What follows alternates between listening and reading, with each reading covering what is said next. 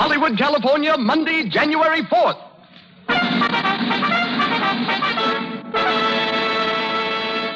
The Lux Radio Theatre presents Spencer Tracy, Virginia Bruce, and Francis Farmer in Men in White with Frank Riker and Paul Guilfoyle.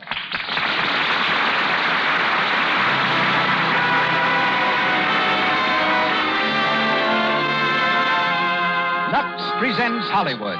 Our stars, Spencer Tracy, Virginia Bruce, Francis Farmer, Frank Riker, and Paul Guilfoyle. Our guests, Dr. Frank G. Heiser, distinguished physician and author of An American Doctor's Odyssey, and Miss Edith Head, motion picture dress designer. Our producer, Cecil B. DeMille, whose picture, The Plainsman, is playing this week in principal cities throughout the country. Our conductor, Louis Silvers. The makers of Lux Flakes greet you with best wishes for the new year and a cordial invitation to be with us each Monday night through 1937. Welcome, everyone.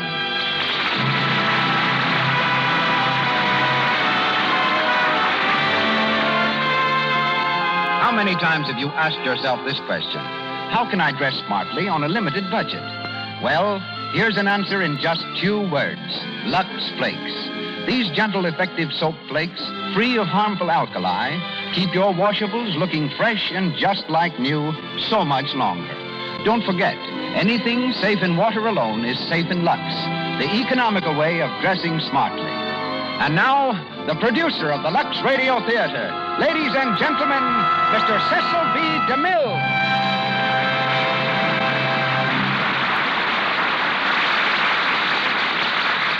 Greetings from Hollywood, ladies and gentlemen. Milwaukee, founded by the Indians, was discovered by the French and is noted for its Germans. But one of the natives of which the city is most proud is an Irish-American named Spencer Tracy. 6 years ago, while Spencer was playing the lead in The Last Mile on the New York stage, Clark Gable, then not as well known as Tracy, was playing it on the road. For both men, The Last Mile was the last lap in a race for Hollywood. But it wasn't until about a year ago that Spencer gained full recognition. And now, while hard at work in the MGM production Captains Courageous, he is being mentioned as an outstanding candidate for the 1936 award of the Motion Picture Academy. Virginia Bruce and Francis Farmer are both renowned for their loveliness and their voices. Virginia was about to enroll in the University of California at Los Angeles when director William Bodine enrolled her instead at Fox Studios. Broadway then reversed the usual order, took Virginia from films, and made her a showgirl in 2 Ziegfeld productions. Returning as an MGM star, her latest picture is Born to Dance. Francis Farmer is that handsome young lady from Seattle who is probably the screen's outstanding find of 1936. Not long ago, this Paramount discovery returned to Seattle to see herself in her recent picture, Come and Get It. It was shown at the same theater in which she once worked as an usher, earning part of the money which put her through the University of Washington. Tonight she is heard as Barbara Denon, Virginia Bruce as Laura Hudson, and Spencer Tracy as Dr. George Ferguson.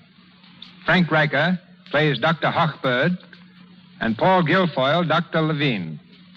And the Lux Radio Theatre bills all 5 in Sidney Kingsley's Pulitzer Prize play, Men in White.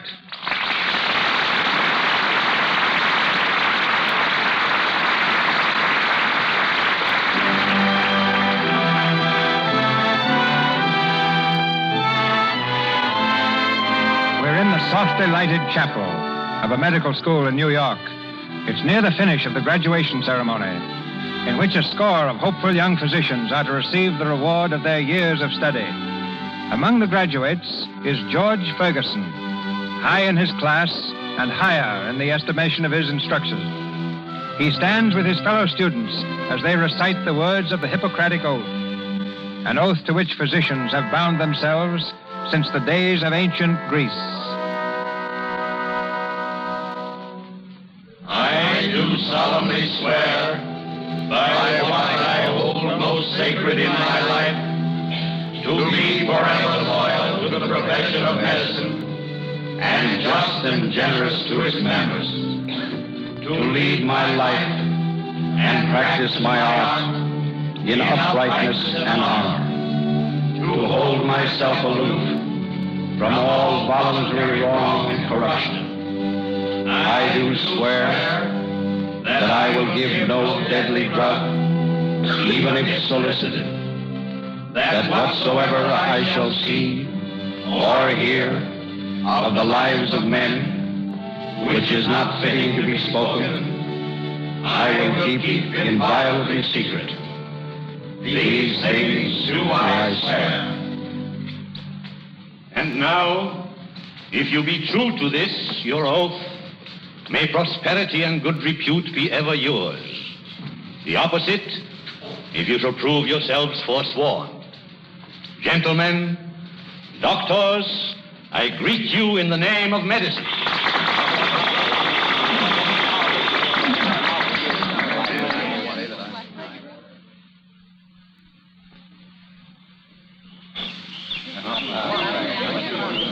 Ferguson. Oh, Ferguson. Yes, Dr. Hochberg? Congratulations, my boy. Thank you, Doctor. I don't mind telling you it feels pretty good. I know. Well, you're going into St. George's Hospital for your internship. You mean you fixed it for me? It didn't take any fixing, my boy. They want you there. So do I. Now, you'll work for me for a year if you want to. If I want to. I'm the luckiest man in the world. Thanks. Well, then a year or so in Vienna with von Eiselberg.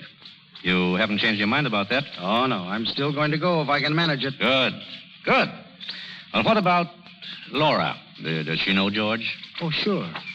Why, Dr. Hochberg? Oh, nothing. I just wondered. Oh, yes, I know what you mean. No, Laura's all right.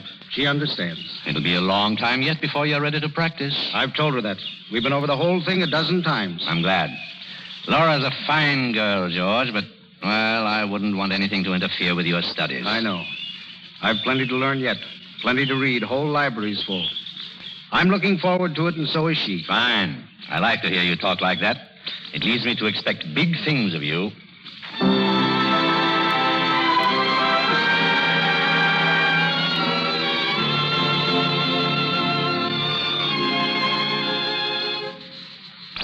Hello, St. George's Hospital. One moment, please. St. George's Hospital? Who? One moment, please. I'll see if I can reach him. Hello, Miss Sharp. Will you try to reach Dr. Ferguson on the call system, please? On the call system. He's not in his office. Thank you. Hello? One moment, please. St. George's Hospital. Dr. Ferguson. Dr. Ferguson. Hello? Ferguson talking? Hello? Ferguson talking? Yes. Who? Oh, I see. Why, ask him to come in sometime this afternoon. Hello, switchboard. I'm in the library. Be here for about 10 minutes. Right. Oh, George. Yes, Dr. Hochberg? George, I want you to meet Dr. Levine, Dr. Ferguson. How do you do, Doctor? How do you do? Dr. Levine has brought some X-ray plates, both lungs. Will you take a look, George? That shadow there. The right apex. Yes, I was afraid of that. Oh, don't be an alarm, Miss Levine. Have you examined the sputum? I brought a specimen. My microscope is broken. Well, we'll look at it here. You take it, George. Certainly. I'll have the path lab check up on this. Is it anything important? My wife. Oh. I'll attend to it at once, Doctor. Thanks.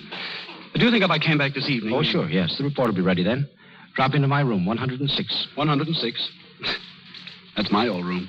You interned here? Are you the Levine? Why, of course, sure. Bellevue, aren't you? Yes, 23. Yes. Professor Dury mentions you quite often. Dury? He still remembers me? Oh, he thinks a great deal of you. George here is one of his prize pupils, too. Been here 9 months. Our house surgeon. House surgeon? Oh, that's fine. I was house surgeon, too. Yes, I heard. You're going to study abroad, Dr. Ferguson? I hope so. I planned to study with Sauerbruck in Germany, but I couldn't get there. Where are you going? To Vienna. I'm going with von Eiselberg. And a wife along to keep him company. Oh, you're going to be married? Yes, it'll be a honeymoon trip. You'll find it difficult mixing the two. I know von Eiselberg. It's going to be very difficult. You don't know Laura. And after a year in Vienna, I'm working with Dr. Hochberg. So you see, the real labor won't begin till I come back from Europe. Oh, I'll drive you, George, with a whip, huh? What? Lucky. Yes, I once looked forward to all that. Well, come on, Levine. We'll go down to X-ray and read these pictures properly. Right. And don't worry about the specimen, Doctor. Thanks. Remember, there's only one Hochberg. Every minute with him is precious. I know that. Goodbye, Doctor. See you tonight. Dr. Ramsey. Dr. Ramsey. Hey, George. Dr. Ramsey. Yes, Shorty? Who was that, Max Levine? Yeah. Dr. Ramsey. I heard of him. He was headed to be a big shot around here. Yes. Looks like he doesn't own a dime right now. Whatever happened to him, do you know? He... Oh, what's the difference? Ferguson, Yes, Doctor. I just saw 401. It's a mighty sick boy. May need another transfusion. We'll have to go pretty deep to find a good vein, Dr. Gordon. That's just what I'm worried about. If it comes up tonight, I want you to be here to do it. Tonight? Yes, there are 3 donors on call. Well, this is my night out, and my fiancée has made arrangements. I'm afraid I won't be here. I'm sorry, Ferguson. When the house needs Well, you... I'd like to, Doctor, but the same thing happened last week. I can't disappoint my fiancée again, or I won't have any. Dr. Gordon, couldn't I do that transfusion? I'm afraid not. Ferguson has followed the case from the start. He knows the veins we've used. Well, what do you say, Ferguson? All right, I'll stay. Thanks. See me in my office about 8. One night a week off, and it's... It's tough, George. Sorry I couldn't help you out. Dr. Ferguson. Dr. Ferguson. Dr. Ferguson. Hello. Oh, hello, Laura. No. It's all right. Where are you, upstairs? How's your father? All right. I'll be right up, yeah. Dr. Ferguson. Where's Dr. Ferguson? See you later. Here, what is it? Dr. Ferguson, a woman just came in on emergency with a lacerated throat. She's bleeding terribly. Dr. Crane told me to tell her that he can't stop it. Get her up to the operating room, quick. Yes, sir. On your toes, Shorty. Get everything ready. Right. Mac, McDonald. Right here. Locate the staff anesthetist. Operating room B and on the run. It's emergency. Come on, now, go on.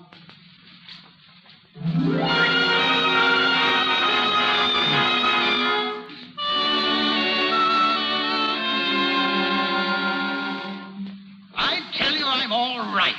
Never felt better in my life. Sure, you feel fine. That's why I want you in here for another week. Rest that heart of yours. Hockey's right, Dad. You ought to stay. Now, don't you start, Laura. Oh, but it's so foolish. I have an important deal on honey.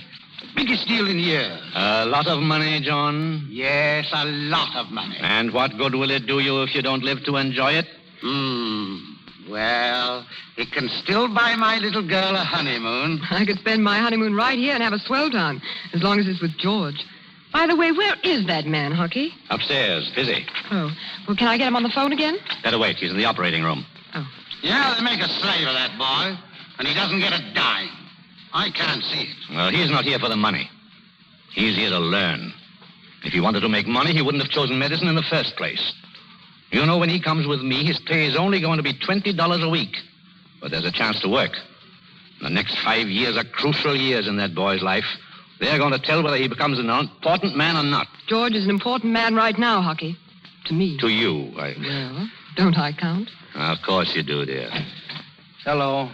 George. How are you, darling? Hello, Mr. Hudson. How are you, George?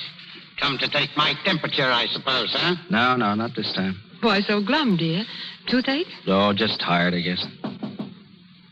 Excuse me, please. What is it, Miss Jameson? Time for Mr. Hudson's sunbath. Oh, go away. Come along now. Come along. Let go. I got some phone calls. See you later, Laura. All right, Hockey. Bye, Dad. Goodbye. Darling, Oh, Laura, you're lovely today. kiss me, darling. Oh, how I've missed you these last few weeks. I've been busy, dear. I know. And there'll be 3 more months of it, won't there? 3 months. I don't know how I can live till then. There'll be long months for me, too. You know, George, you've spoiled everything for me. What? Oh, I don't seem to get a kick out of life anymore unless you're around. That's not very often, is it? Darling, we'll make up for it all later on, honestly. I don't know if we can. You see, dearest, the way I feel, if I had you every minute from now on, it wouldn't be enough. I wish I'd lived all my life with you. I wish I'd been born in the same room with you and played in the same streets. I'm glad you missed them. They were ordinary and gloomy. They might have touched you, changed you. Look at me, Laura. About 7 months ago, there was a boy here who had been blind from birth. We operated on him successfully. One night, I showed him the stars for the first time.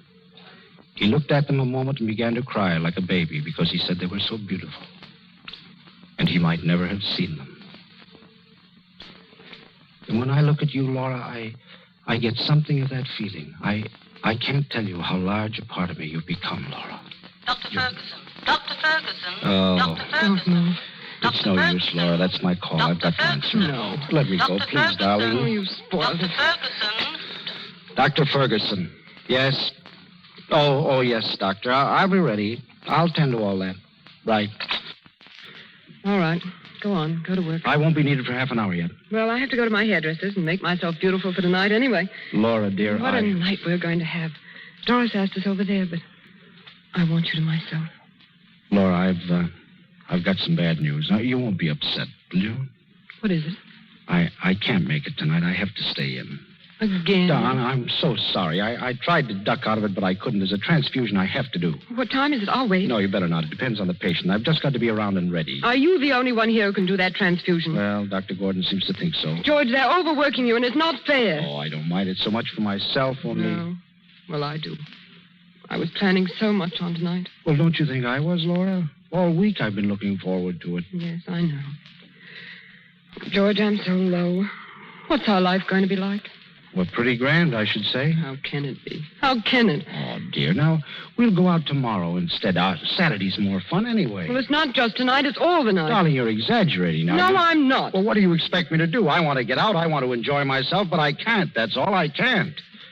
George, I know this is important to you, and if it's going to help you, I can go on like this for another 3 months, for another year and 3 months. But when we come back to New York, let's arrange our lives like human beings. Well, you can open up an office and have regular hours, specialized. Well, if I work with Hochberg, darling, I won't have the time to go into practice. That's just it. I know hockey. I'll never see you then. But, Laura... Darling, I've plugged all my life just in the hope that someday I'd have a chance to work with a man like Hochberg, right? Well, I couldn't go on this way. I just couldn't. I'd rather break off now and try to forget you. Laura, don't say a thing like that. Well, I mean it. It would kill me, but I'd rather die quickly than by slow torture. Dr. Ferguson. Dr. Ferguson. They're calling you. Dr. Ferguson. Yeah, I know. Dr. Ferguson. Ferguson talking. Yes. Who? South 218? We'll call Dr. Cunningham. It's his case. What? When? What's her temperature? Pulse? Did she ask for food before she became unconscious? No more insulin. Absolutely. I'll be right down. No, I have to go now, Laura. Please don't worry. Laura, I'm speaking to you. Oh, as bad as that? Yes. Well, things will straighten themselves out. No, they won't. I'll see you tomorrow night, dear. Right? Yes, but think it over, George. We'll have to come to some decision. Oh, Laura, will you please? I mean it, absolutely. All right, Laura. All right.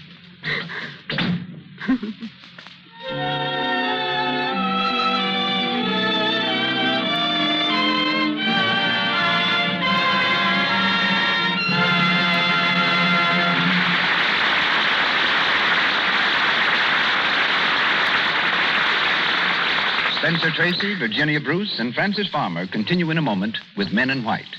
Meanwhile, we'll stroll down Sunset Boulevard. We might see a movie star or two. Oh, I say, there goes a stunning girl driving that green car. Maybe she's an actress. Oh, she passed the red light. And there goes the officer's whistle. Sure, lady, and would you be going to a fire, perhaps? Or do you think you're one of them movie stars? No, I'm on my way to a tea party, officer. But look, as I put my foot on the brake, I popped a run.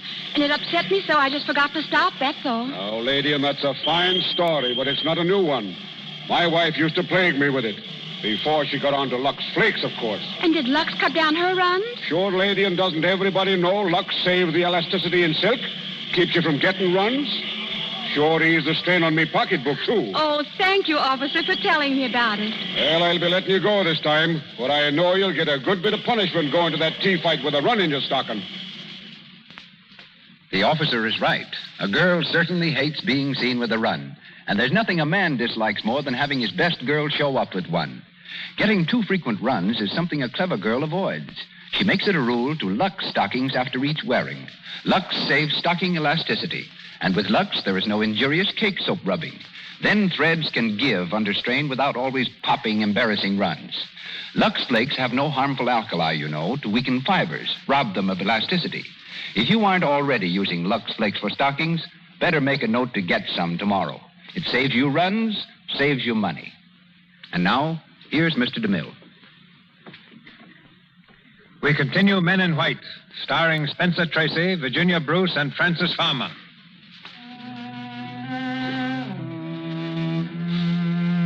It's a few minutes later. In room 218 South, a little girl lies unconscious in her bed.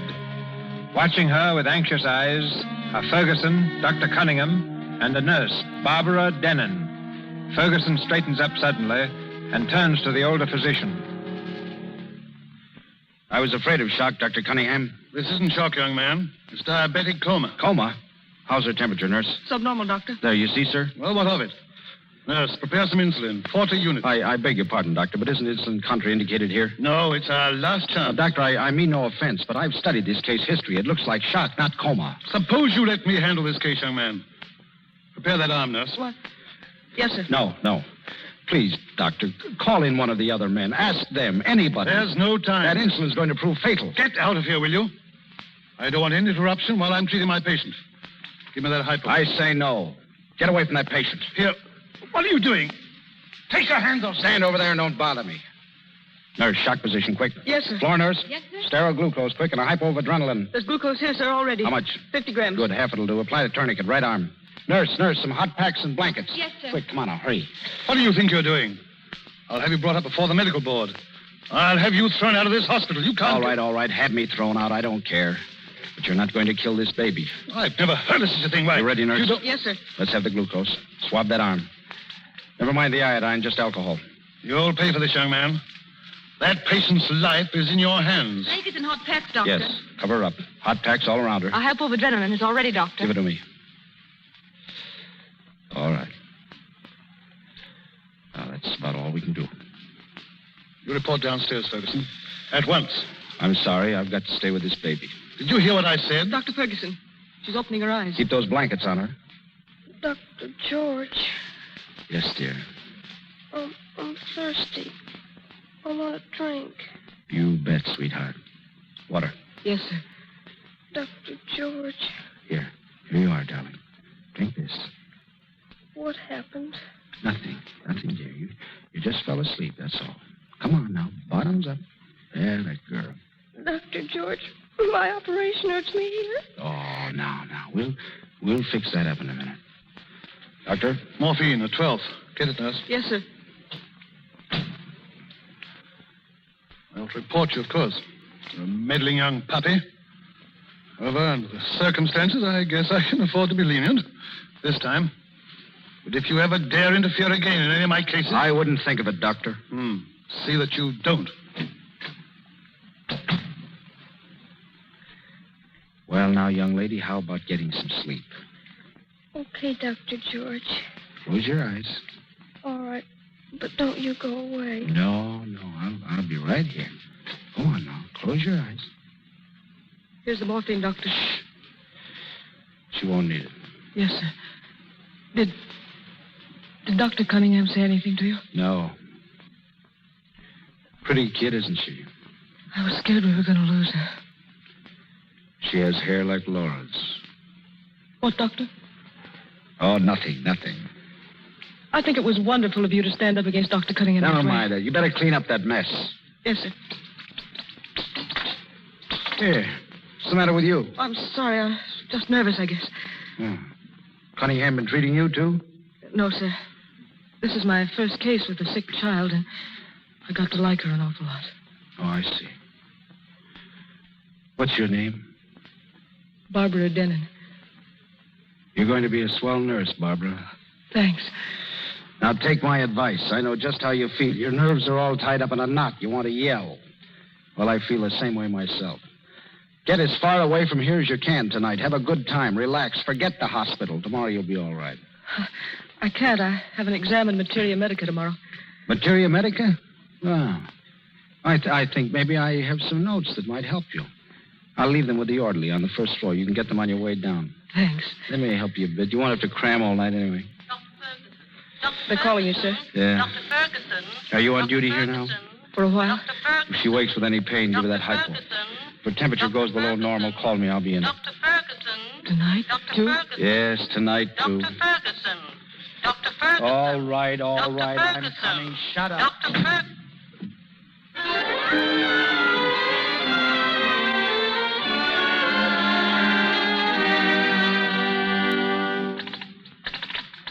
Hello. I'm trying to get Atwater 90032. Hello. Hello, Laura. How are you, dear? Feeling better? Well, look, dear, I can make it tonight after all. What? Oh, don't be silly. But, darling, we'll work that out. Now, listen, Laura, that chance to work with Hochberg is one of the best breaks I've ever had. You don't expect me to throw it over like that at a moment's notice? No, darling, I don't want to even talk about it tonight. I'm tired, Laura. It's been a rotten day. 3 operations. I just can't think. I can't make an important decision tonight. Oh, Laura. What are you doing? Punishing me? All right, then I'll call you tomorrow. Come in. Oh, good evening. I'm sorry if I disturbed you. Oh, no. Come on in, Dr. Levine. Thanks. Did you get that lab report on my wife? I'll see if it's ready. Hello? Path lab, please. Sit down, won't you, Doctor? Thanks. Hello, Dr. Finn Ferguson. What about that sputum? Oh, it's under the microscope now. All right, Dr. Finn, hurry it through, will you? Thank you. It'll just be a few minutes. I hope it's nothing. Poor Catherine. She's had so much. Things were so different when I was here, before I married. Yes, Professor Dury told me. Dury? Oh, I know just what he says. Levine, the fool. Wealthy mother, chance to work with Hochberg, to be somebody. Threw it all away for a pretty face. Your mother? She hasn't come around to your way yet? No. When I married Catherine, my mother disowned me. It must have broken her heart. But still, she was doing the right thing from her point of view. Poor Catherine. I didn't count on that. East Side, tenements, 50-cent patients, poverty, dirt, struggle, and human sacrifice. Medicine. Why do we kill ourselves for it? I don't know. I often wonder myself whether it was worth the grind working my way through college and med school. Med school, too? Oh, yes. I don't see how you kept up with classes. I managed. Terrific grind. Well, it wasn't much fun, but still, I guess it's the only thing I really want to do. My father used to say, above all is humanity. He was a fine man, my father. A small-town physician, upstate. When I was about 13, he came to my room one night and apologized because he was going to die. His heart had gone bad on him. And he knew that if he gave up medicine and took it easy, he could live for 20 years. But he wanted to go right on, wanted to die in the harness. And he did. Above all else is humanity. That's a big thought. It's so big that alongside of it, you and I really don't matter very much. That's why we do it, I guess. You're right, of course. Oh, it's not good, too much suffering. It kills things in you. A doctor shouldn't have to worry about money. He shouldn't have to worry about anything except his job. And we can't allow outside forces or things or people to interfere with us. We can't. And if they do, we've got to buy them out, even if we have to tear out our hearts to do it. I'm afraid I don't follow you. I'm sorry. I guess that was a little bit off the track. Just something personal. Oh, yes. Dr. Ferguson? Yes? Dr. Finn sent this report down. Oh, yes, thank you. Well, what does it say? Levine, it says that you'd better read it yourself, Doctor. Oh, God, I knew it. I knew it. I wish I could tell you how sorry I am. Tuberculosis. My poor Catherine. Oh, what are we going to do now? Oh, she'll come through all right. You'll see now. Perhaps if you took her to a drier climate. Maybe. That means giving up the little practice that I have. Means starting all over again. I don't know if we can do it. We're not young any longer. I don't know. Is there anything I can do, Doctor? Nope. Thanks.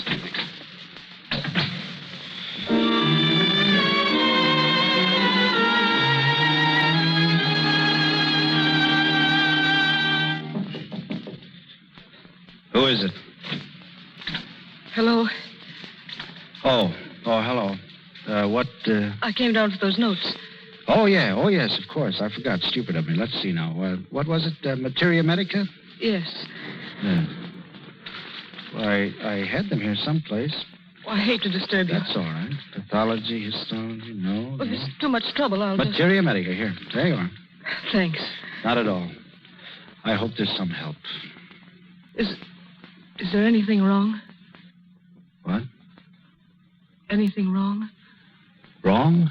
No, of course not. Are you sure Dr. Cunningham didn't... No. Because if it would mean anything, I'd go right down and tell them all, everybody, just what happened. No, it's not Cunningham. What is it then? Oh, it's just...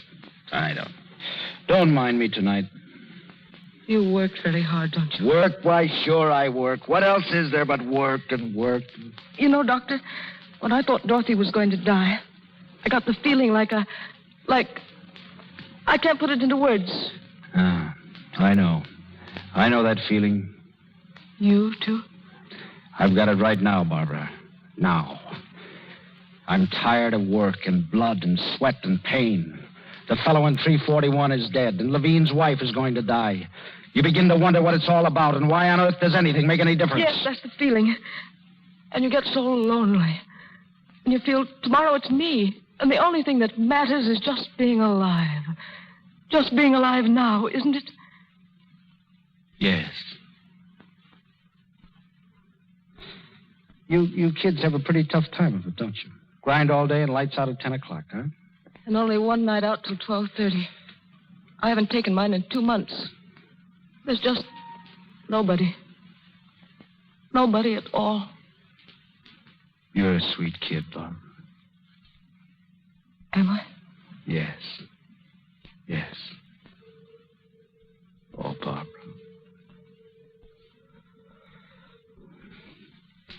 I'm sorry. I shouldn't have done that. Oh, it's all right. I wanted you to kiss me. Please don't feel that I wanted you to. I don't mind. Really, I don't. It was my fault more than yours. You are sweet, Barbara. What are you going to do tonight? Well, I was going to study, but it's my night off. Then let's get out of here. Let's go someplace where we can forget we ever saw the inside of a hospital. I want to hear some music. I want to laugh for a change. I want to forget that there's pain and suffering and... Will you come with me? Oh, yes. All right, meet me outside the north entrance. I'll have a car, and make it as fast as you can. I want to get out of here.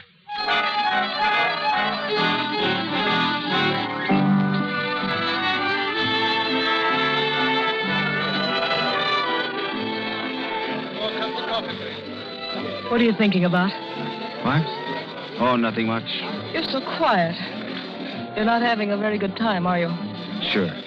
Aren't you? Grand. I'm not very talkative. Oh, I don't mind. Just being here with you, I guess I'm too talkative. You could do a lot better than me. There must be plenty of fellows at the hospital. No. At least I haven't met them. But I've seen you so often, worked right next to you. You didn't even know I existed, did you? Sure I did. I'm glad you found out, though. You're a funny kid. I guess you think I'm pretty fresh telling you this, but I don't care. It's the truth. Let's have another, shall we? Oh, I don't think I should. Oh, sure. Hey, waiter. Yes, sir. How about a couple more here? Yes, sir.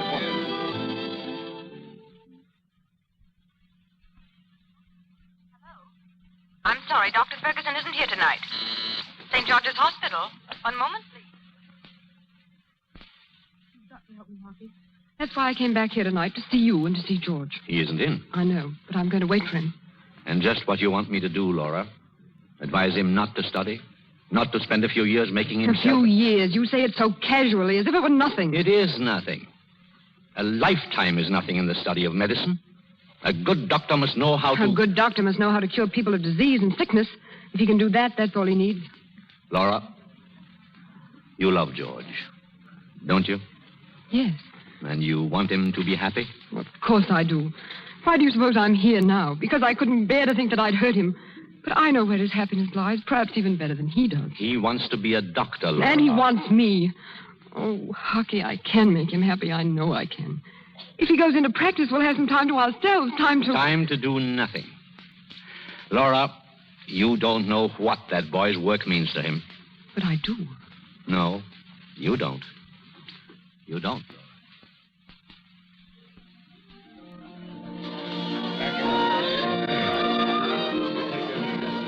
What time is it? I don't know. Why? Don't you think we'd better go now, George? What for? We're not in a hurry. You came here to forget something. But you haven't forgotten it, have you? Oh, what's the difference? Oh, I'm sorry. You look so low and discouraged tonight. I thought if I went with you, I could help somehow. You really want to help me, don't you, Barbara? Oh, of course I do. If you'll only tell me how. Just sit tight, that's all, and don't pay too much attention to me. Let me pity myself a little. I like it. Oh, don't talk like that. Please don't. Hey, waiter. No, George, we're going back. No, don't be silly. The evening's just But started. it hasn't. It's over. You'll get in trouble if you stay. Please, darling, What?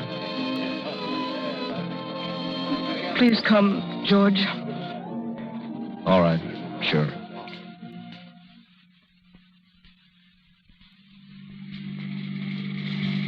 I think that was a policeman back there on that side street. What of it? You're going awfully fast. We're in the city now, George. It's all right. Let him stop me. I'm a doctor. I'm hurrying back to the hospital to watch people die. Slow down, please. There's a man in the public ward screaming in pain. A little boy who'll never walk. He hasn't any legs. George, stop it.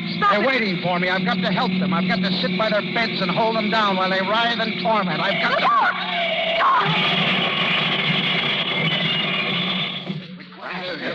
Barbara. Barbara. You okay, mister? Don't mind me. Watch out for her. Get her out of here. Easy, you fool. Barbara. Are you all right? Look at me. Look at me, Barbara. Oh, God.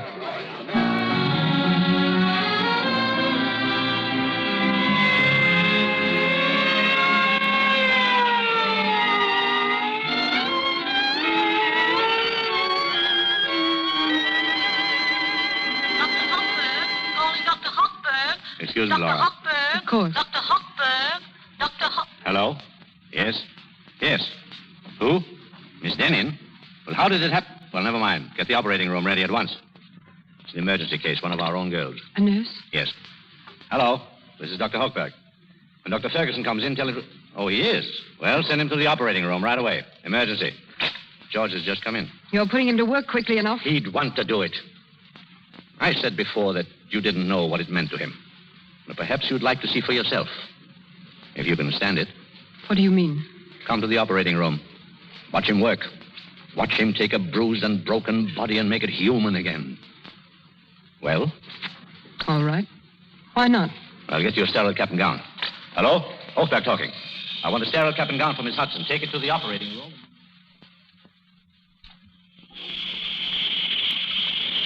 Towel. Yes, sir. Nurse, where is she? Why don't they bring her in? They will in a minute.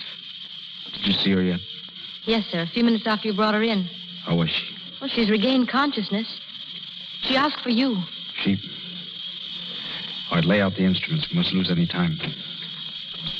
Come in. Evening, George. Good evening, Doctor. Laura, George, dear. what are you doing here? Well, Dr. Hochberg said I might... George, what's happened to your face? It's all cut. It's nothing. On an automobile. We had an accident. Who, George? It's all right. Dr. Hochberg, the girl, she's pretty badly hurt. Concussion? Possible fracture. Laceration? Head, neck, and arms. It's pretty bad. The patient's here, Dr. Hochberg. Bring her in. Carefully, Miss Simpson. It's all right, Barbara. You'll be all right, dear. Over here. How is she? George. Yes, Barbara. Oh, what's happened to me? It's nothing. I feel so funny. I hurt George. And I can't... I can't... Now, we're going to fix you up, Barbara. You'll be all right. You won't let them hurt me anymore? Of course not. Will you be there? George, darling, please be there. I'll be there. And don't feel bad. It wasn't your fault. I wanted you to kiss me. Come on. Put her on the table. Yes, sir. George, what did that girl mean? Laura, I'm awfully sorry. What did she mean? Don't touch me. You want to unsterilize my gown? Ferguson, we are waiting. We're ready, sir. Yeah, I'm coming. If you want to watch Miss Hudson, you'd better... No, thanks. I've had enough. Laura. Ferguson, are you ready? Yes, sir. I'm ready.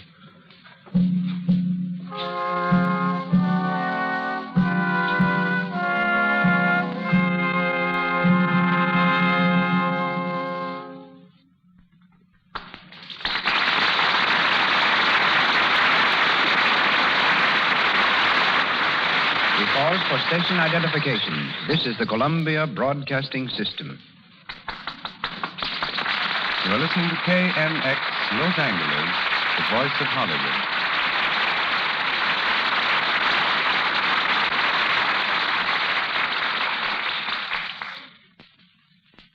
Men in White, starring Spencer Tracy, Virginia Bruce, and Francis Farmer, continues shortly.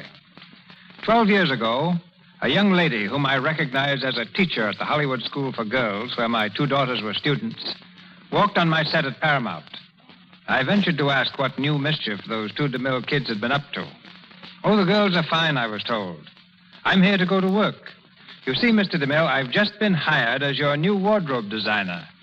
So a school mom turned into one of Paramount's cleverest creators of costumes. Her name is one you've seen many times on the screen. Ladies and gentlemen, Miss Edith Head.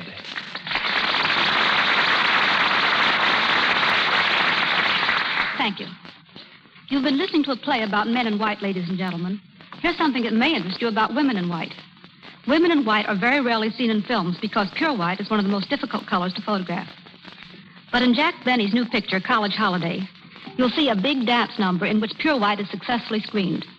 It's a dance that starts off as a Grecian ballet. That called for a background of white Grecian temples, white statues, warriors in white armor, and 60 girls in white wigs and immaculate white dresses. That we succeeded in filming this all-white sequence is due in no small measure to Lux Flakes. Every night, the costumes worn by Gracie Allen, Martha Ray, Mary Boland, along with those of the chorus, were laundered in Lux. Each morning, they appeared as immaculately white as the snow which we never see in Hollywood. And though they were washed at least a dozen times before the scene was finished, you can see them now in our wardrobe, looking just as lovely and new as the day the dressmakers finished them. We'll be using lots of Lux Flakes, too, in making our new film, Waikiki Wedding, in which Bing Crosby and Bob Burns have starred. Since it's late in Hawaii, white summery costumes will predominate. And incidentally, in this picture, for the first time in my life, I had to design a costume for a pig. I mean a real pig. Thank you. Good night. Good night.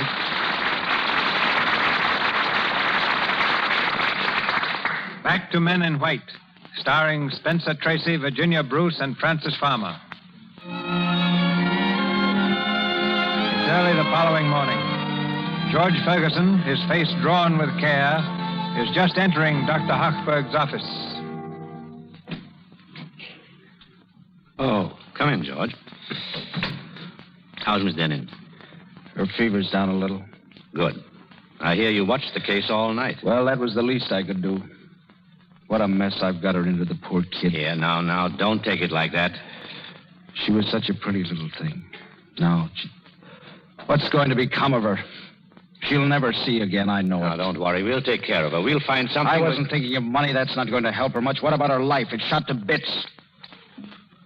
There's only one decent thing to do. I'm going to marry her if she'll have me. George, stop talking like an idiot.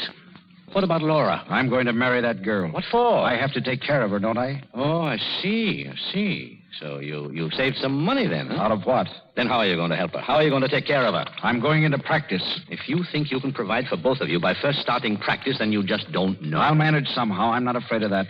George, you saw Levine yesterday. You know he's practically starving.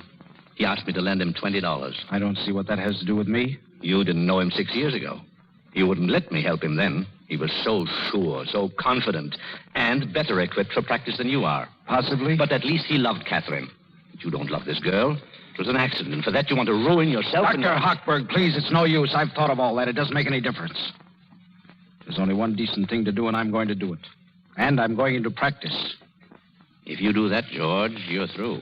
You're finished. All right, then I am. Why not? What good's a profession that can't give you bread and butter after you've sweated out 10 years of your life on it? And if I can't make a go of practice, I'll find a job at something else. I won't starve. I'll always make a living. Dr. Hochberg. George, Dr. Hochberg. you're going to be sorry for Dr. this. Hochberg. Maybe. Dr. Hello, Dr. Hochberg, yes? Yes? What? When? Prepare a hypo of caffeine. Adrenaline, long needle, at once. Who is it? Do you want me? No. You sit here. I'll be back in a few minutes.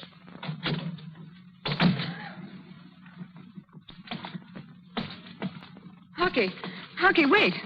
I can't stop now, Laura. Go to my office. George is there. But I don't want to see him now. I came to see you. You'd better speak to him. He's going to marry that girl. Oh. I'll be down as soon as I can, Laura.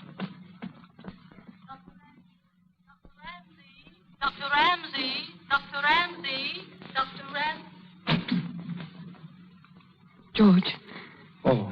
Come in, Laura. I just saw Hucky. He told you? Yes, but I don't believe it. It's not true.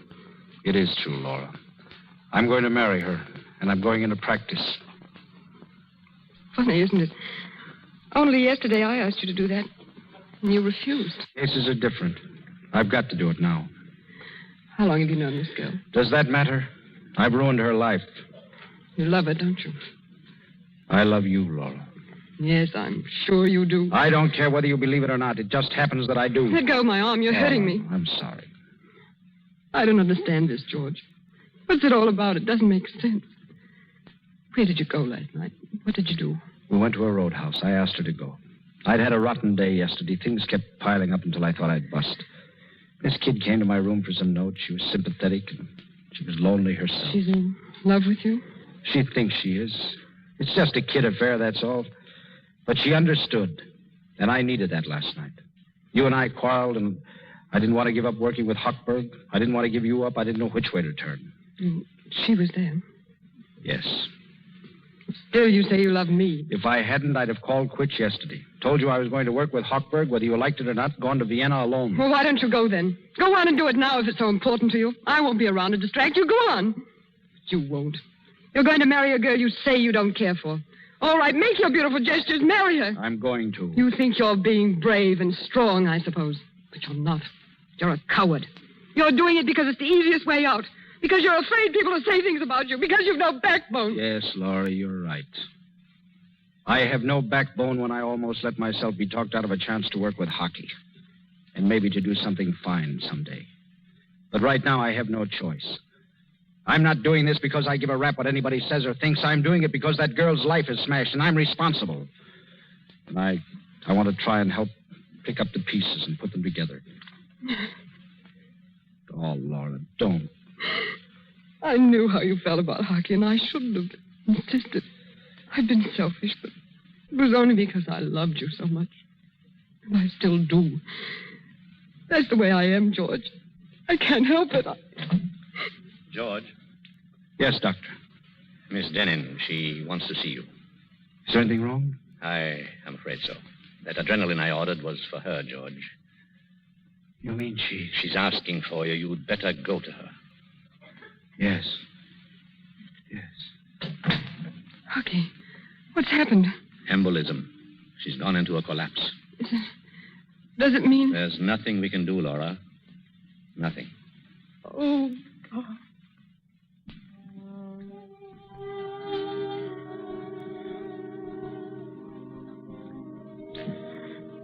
George? Yes. I asked them to send you to me. I didn't know. I wanted you to be near me. Just for a little while. You don't mind? Mind? I'm not afraid. I'm not afraid, George. But if I could just hold your hand. Barbara. Oh, Barbara.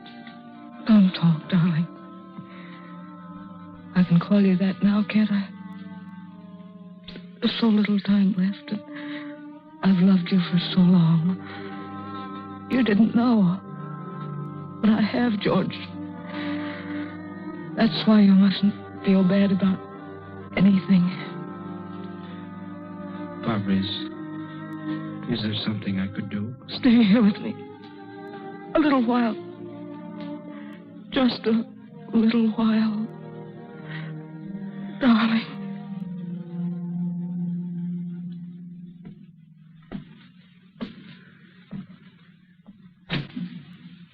George, dear. How is she, George? She's dead. Oh, darling. Only a few hours ago, she was pleading with me for a chance to live. She was so young, she didn't want to die. Stop it, George. Stop torturing yourself, please. These things happen. It might have happened to anybody. Couldn't we have done something, Dr. Hochberg? I tried everything. Caffeine intravenously, adrenaline directly into the heart. Useless. That little blood clot in the lung, and we're helpless. 40 years I've spent in medicine, And I couldn't help it. Then what's the use? What good is it all? Why go on? It takes everything from you, and when you need it most, it leaves you helpless. We don't know anything. We're only guessing, George. There isn't a man in medicine who hasn't said that and meant it for a minute. All of us, George. And you're right. We are groping. We are guessing. But at least our guesses today are closer than they were 20 years ago. And 20 years from now, they'll be still closer. That's what we are here for. There's so much to be done and so little time in which to do it. One life is never long enough. It isn't easy for any of us. But in the end, our reward is something richer than simply living. Maybe it's the kind of success that the world out there can't measure. Maybe it's a kind of glory, George. Yeah. Question as much as we will. When the test comes, we know. Don't we, George? Yes. Well, I'll reduce that fracture at 10. Schedule the appendix at 3. Yes, sir. Oh, darling, I'm so sorry. George, let's get away from here. Let's go someplace where we can talk this thing over quietly and sanely. No, Laura. This is where I belong. Yes. You're right. I've got to stay. I understand. Well, when you come back from Vienna, if Hockey will let you off for a night, give me a ring. I'll be around. And maybe someday we'll get together anyway. We will. Won't we, George? Yes, of course. I'll be waiting for you, George. I don't care how long it takes. I'll be here waiting. Dr. Ferguson. Dr. Ferguson. Dr. Ferguson. They're calling you. Ferguson. Dr. Ferguson. Yes. Work hard. I will. Goodbye, my darling. Dr. Ferguson. Dr. Ferguson. Dr. Ferguson. Dr. Ferguson. Dr. Ferguson. Hello. Ferguson talking. Yes. What's her temperature? Respiration. All right, keep your eye on her. Have an oxygen tank prepared and tell McDonald to stand by. I'll be there right away.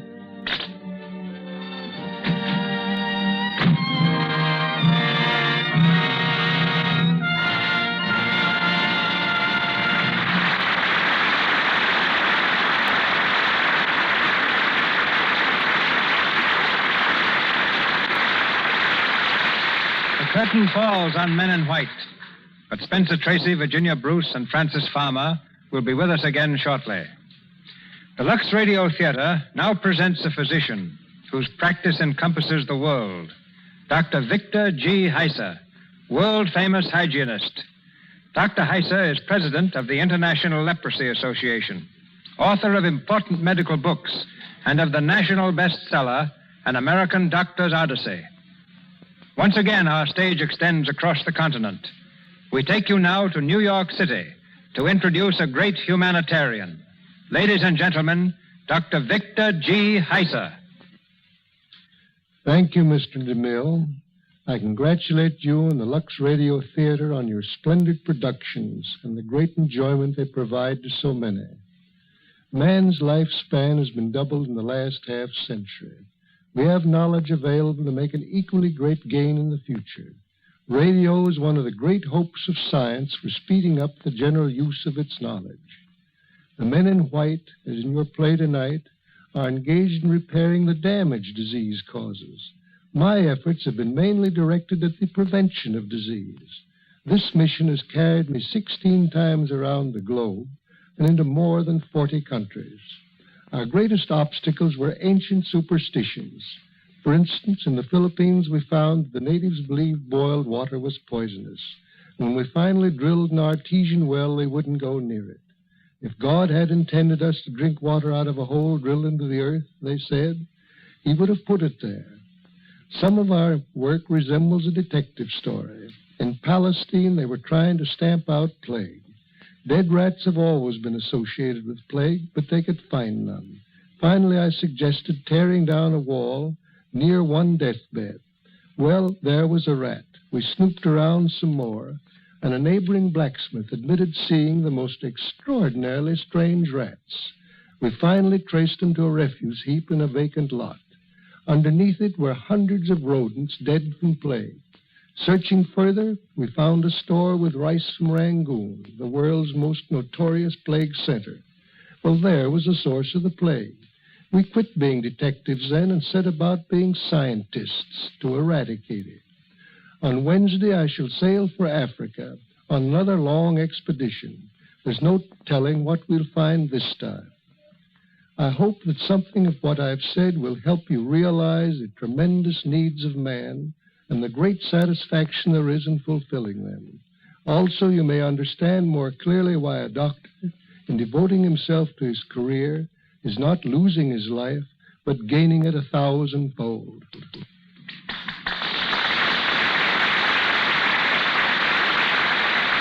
From Hollywood, Dr. Heiser, we send our thanks to you in New York.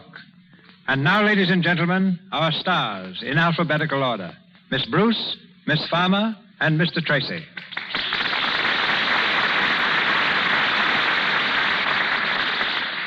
I've just two things on my mind, Mr. DeMille. First, I want to wish everyone a very happy New Year.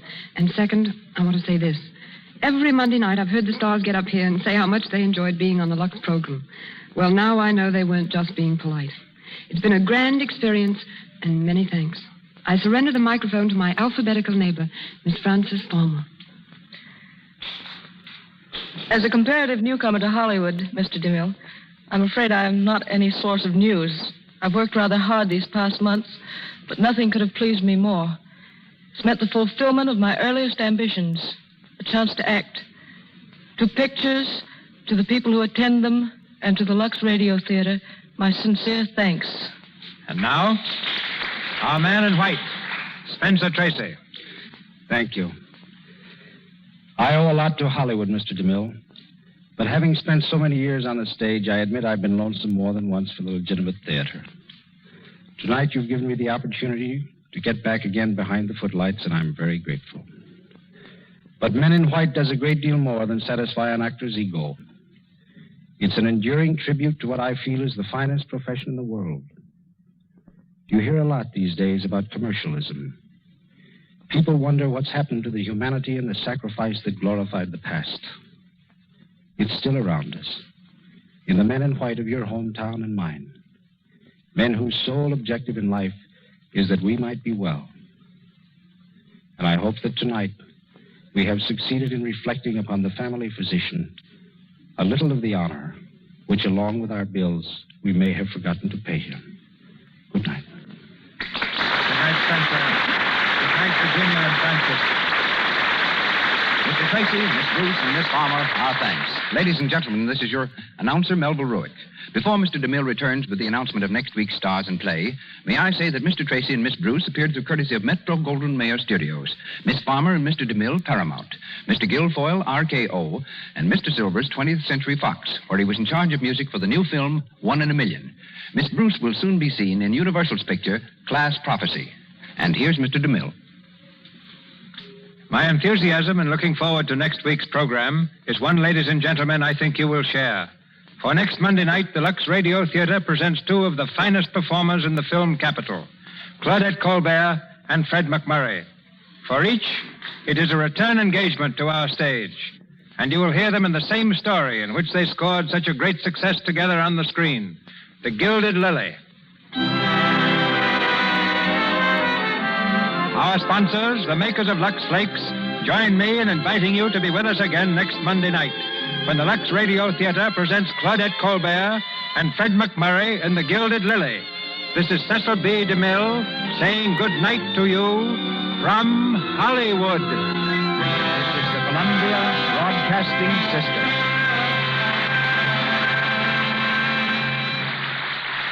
You are listening to KMX Los Angeles.